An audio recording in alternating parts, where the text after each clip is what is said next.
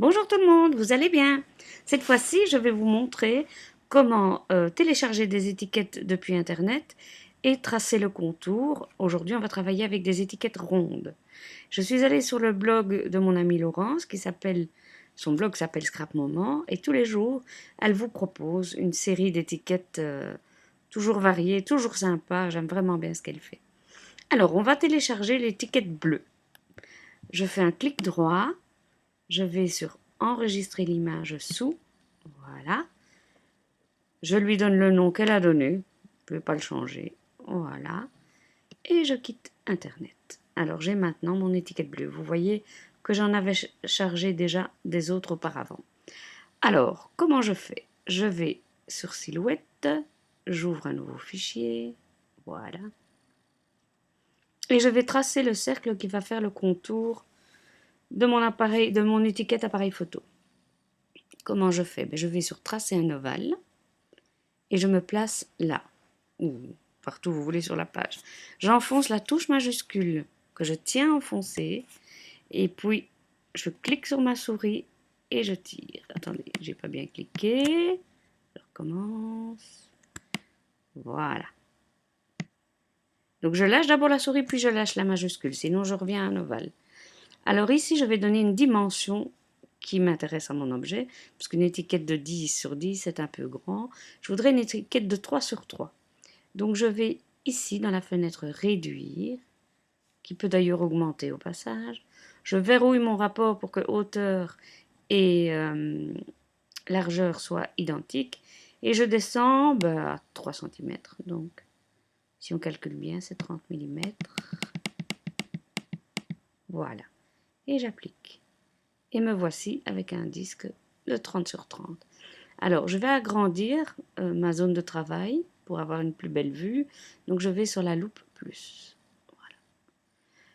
Alors, maintenant, ce qui est important, c'est qu'il faut bien que mon disque soit sélectionné, que j'ai les petits carrés autour pour que ça fonctionne. Donc, il est bien sélectionné.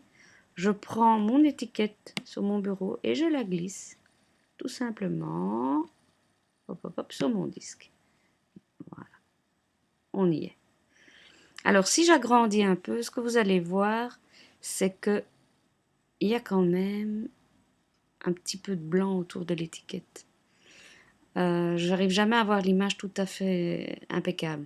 Maintenant, si quelqu'un a trouvé le truc, qui m'appelle, qui me laisse un message sur ma boîte internet, et je serai contente d'avoir la solution. Bon, moi j'ai trouvé une parade, évidemment.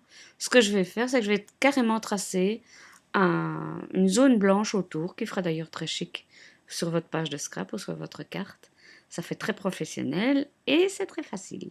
Je vais sur cette fenêtre ici, qui est la fenêtre décalage, et je décale. Ça veut dire que voilà ce qu'il fait, il trace un disque un petit peu plus grand qui va donner une zone de blanc autour de mon image.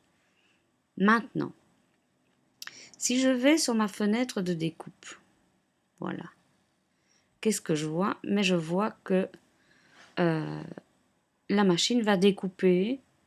Les grosses traces rouges, ce sont les traces de là où la machine découpe.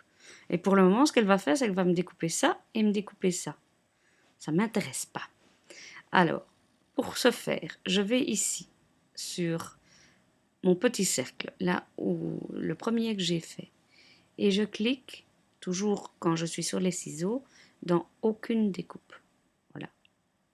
Mais par contre, quand je vais imprimer ma page, ce qui va se passer, c'est que cette ligne rouge qui est là va s'imprimer en rouge, et ça, je ne veux pas. Alors, je vais sur couleur du trait, ce sont les petites lignes de couleur, et là, je clique sur cette case-ci, aucun trait. Et voilà, mon trait a disparu.